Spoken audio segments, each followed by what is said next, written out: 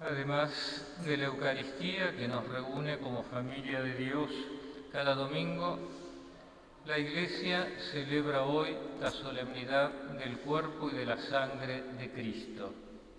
Una solemnidad que los mayores recordábamos todavía, siendo chicos, que se celebraba el día jueves, y que luego, cuando hubo que suprimir determinadas circunstancias de la historia, tantos feriados, se trasladó al domingo.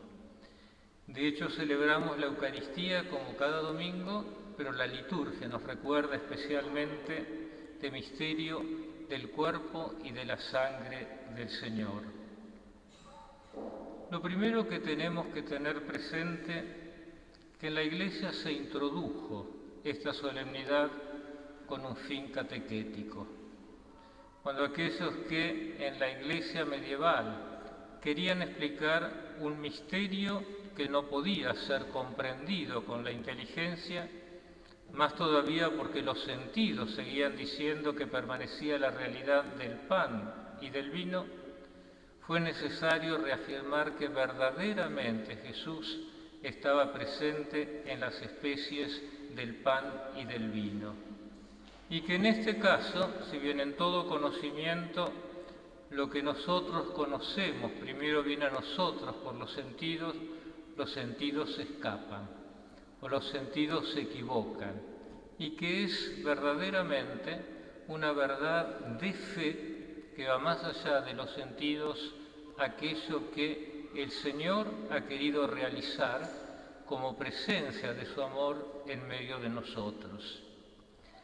Ahora, la primera expresión clara de esto aparece en la narrativa que han dejado tres de los evangelios, los sinópticos, y posiblemente en un testimonio más antiguo, aquel que nos ha dejado San Pablo en su primera carta a los Corintios, que el Señor la noche antes de padecer tomó el pan, lo partió y lo dio a los discípulos diciendo: tomen y coman, este es mi cuerpo que se entrega por ustedes. Y al mismo tiempo, tomando la copa, la bendijo y la pasó diciendo: tomen y beban, esta es mi sangre que se entrega por ustedes.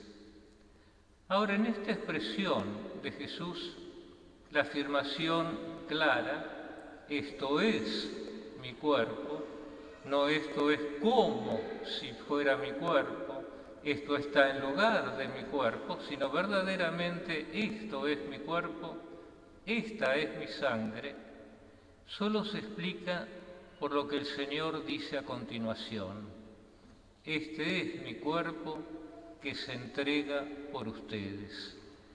O, al bendecir la copa, esta es mi sangre, en otro de los relatos de la nueva alianza que se derrama por ustedes. Podemos participar del cuerpo y de la sangre de Jesús porque Él efectivamente ha entregado su vida por nosotros. Podemos participar del cáliz del Señor porque verdaderamente Él ha derramado su sangre por nosotros. Y claramente el acto de entregar la vida, de derramar la sangre, que significa que la víctima se ha ofrecido y que se da como alimento, debe subrayar al mismo tiempo que esa entrega se ha hecho por nosotros. Cuando San Agustín, hablando de los sacrificios de los pueblos paganos y los del Antiguo Testamento, se refiere al sacrificio de Cristo, dice: es el sacrificio verdaderísimo. Y él se pregunta ¿por qué? ¿Porque la víctima ha muerto en ese sacrificio?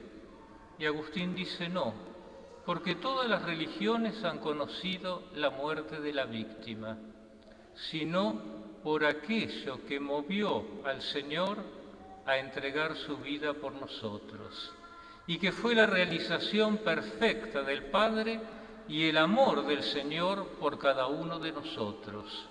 Por lo tanto, la presencia real de Jesús ha quedado y quedará hasta el final de los tiempos de la Iglesia como signo claro de la expresión sin límites de Jesús por cada uno de nosotros.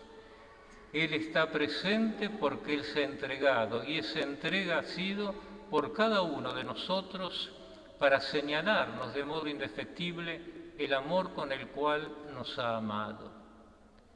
Ahora, cuando uno va a la realidad de la Eucaristía, que sin duda existe, reconociendo la presencia real, un culto fuera de la misa, como la adoración eucarística, claramente la Eucaristía está para ser el cuerpo comido y la sangre bebida. Esas son las palabras del Señor.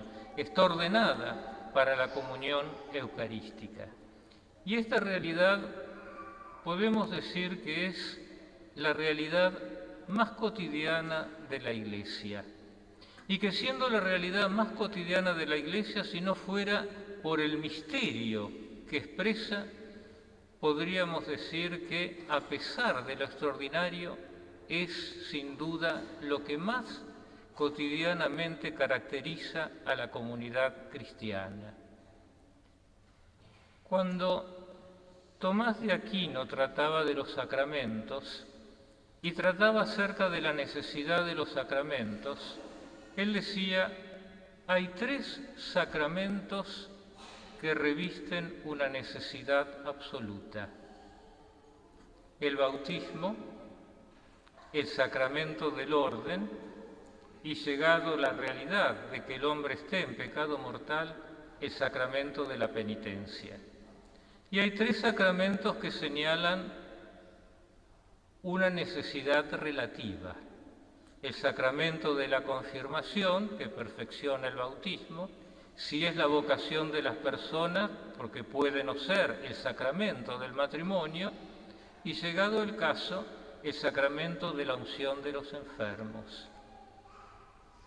Y en los sacramentos necesarios, Santo Tomás no menciona a la Eucaristía. El más importante de los sacramentos es el menos necesario.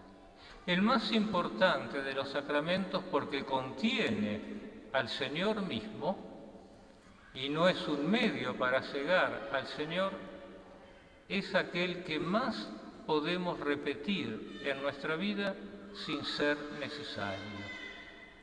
Y la respuesta Tomás la da en otro lugar, diciendo: si los demás sacramentos son necesarios de algún modo como un fin para algo, la Eucaristía es el mismo fin de la vida cristiana. No buscamos la Eucaristía como medio para otra cosa, sino que la Eucaristía vamos verdaderamente para encontrarnos con Cristo. Ahora, si la Eucaristía es el menos necesario de los sacramentos, ¿por qué participamos de la Eucaristía? Hablar de la necesidad de la Eucaristía porque, de acuerdo al precepto de la Iglesia, es obligatorio, es orillar el misterio de por qué participamos de la Eucaristía. Porque si la Eucaristía es el sacramento del amor de Cristo entregado por nosotros, a un amor tan gratuito, si uno comprende lo que está recibiendo cuando participa de ella, no participa por obligación o porque está mandado. Aquello que se ofrece gratuitamente por amor y por un amor sin límites, exige de aquel que lo recibe una respuesta de amor, y como puede ser en lo limitado de ser humano, en la medida de lo posible llegando al límite de respuesta de amor. Ahora bien, si todos comemos del mismo pan, como decía Pablo, todos estamos llamados a formar un único cuerpo. Y la Eucaristía no es la ración de alimento individual que cada uno se lleva. La Eucaristía es aquello que hace de nosotros, que somos diferentes, un único cuerpo, y por eso es el misterio que desde lo más profundo configura la Iglesia como cuerpo de Cristo. No es una realidad individual. Ahora, si damos un paso más, y nuestra respuesta no es la de la obligación y del precepto, sino de la respuesta del amor al cual quiero corresponder en lo más profundo de mi ser, porque Él se ha entregado por mí y por cada uno de nosotros. La pregunta es, ¿cómo nos preparamos para recibir un don tan grande? ¿Cómo nos disponemos para estar en condiciones de acoger aquello que se nos ofrece tan gratuitamente? Y claramente la Iglesia señala las condiciones en las cuales tenemos que acercarnos a recibir la Eucaristía. Pero si la Eucaristía es lo que es, ocupa el lugar que ocupa y debería ocupar en nuestra vida, quizá hay también una pregunta previa. Y lo decía en un texto muy hermoso sobre la Eucaristía en su época, San Juan Pablo II. La Eucaristía tendría que educarnos, porque la Eucaristía es en el fondo la que va formando en nosotros el ser cristiano. Es la que nos va configurando cada día más profundamente con Cristo, la que va realizando más perfectamente en nosotros la dignidad de Hijo de Dios que hemos recibido en el bautismo. Entonces la gran pregunta es no solamente cómo nos formamos y nos preparamos para recibir la Eucaristía, sino en la frecuencia con la cual recibimos nosotros la Eucaristía. Esa Eucaristía nos va formando a nosotros, va realizando lo que Benedicto decía respecto a la Eucaristía, una verdadera espiritualidad eucarística, que se centra sobre todo en la comunión profunda con Jesús. Y una comunión profunda con Jesús que, sabiéndonos cuerpo de Cristo, nos hace al mismo tiempo, en el mejor de los sentidos, profundamente eclesiales. Y podemos dar un paso más desde el Evangelio, no de los milagros de multiplicación de los panes de Jesús, donde antes de multiplicar los panes Jesús recoge las mismas palabras que en Lucas van a estar antes de la institución de la Eucaristía. Tomó el pan, levantó los ojos, pronunció sobre ellos la bendición, lo partió y lo entregó. Un acto de gratuidad total. La Eucaristía es el sacramento de la gratuidad total de Dios. Es el sacramento donde experimentamos más claramente que la vida cristiana comienza y se sostiene en la gracia de Dios. Y si es la gratuidad de Dios, la gracia de Dios, del ser humano no queda otro espacio que un gran espacio de receptividad para acoger un don tan profundo.